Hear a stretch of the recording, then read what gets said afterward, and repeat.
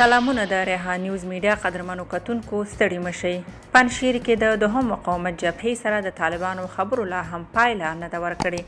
که څه هم د طالبانو ځواکونه د پنجشیر په دروازو کې دي، خو لا پر دې ولایت واکمن شوي نه دي. دواړه لوري د ستونزې د سوله ییز حل په لټه کې دي، خو جګړه هم یو احتمال دی. طالبان وایي لومړیتوب یې دا ټاکلی دی چې د دې ولایت له قومي مشرانو او مخورو سره د خبرو له لارې ستونزه حل کړي او په همدې موخه یې خبرې هم روانې دي. په کوچنۍ او لویه کچه د دې خبرو له پیل نږدې اونۍ تیریږي، خو پایله یې معلومه نه ده. طالبان هیله ښیي چې وبتوانیږي بې له کومې جګړې پنجشیر د خپل حاکمیت لاندې راولي.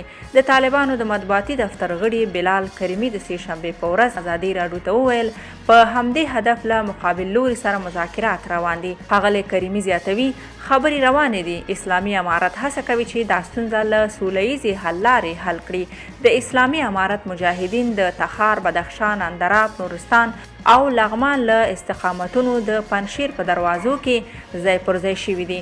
له سوله ییزې لارې هم هڅې روانې دي. د دوهم مقاومت جبهې د طالبانو له واکمنۍ سره مخالفت ښودلی، خو ښکاره یې د مخالفت دلایل نه دي ښکاره کړي.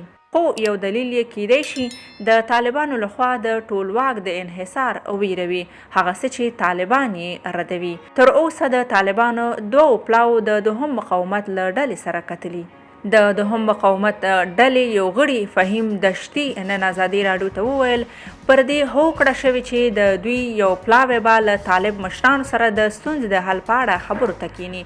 ښاغلي دشتي ونه ویل چې دا پلاوی به په کومو لومړیتوبونو له طالبانو سره خبرې وکړي، خو که پایله ورنه کړي دواړه لوري د جګړې لپاره هم چمتووالی لري، هغه چې د یوه ګواښ په توګه مطرح ده. په ورته وخت کې د دې مقاومت یو بل غړي شمس الدین حامد ازادي راډیو ته وویل په پلاوي کې 11 کسان شامل دي.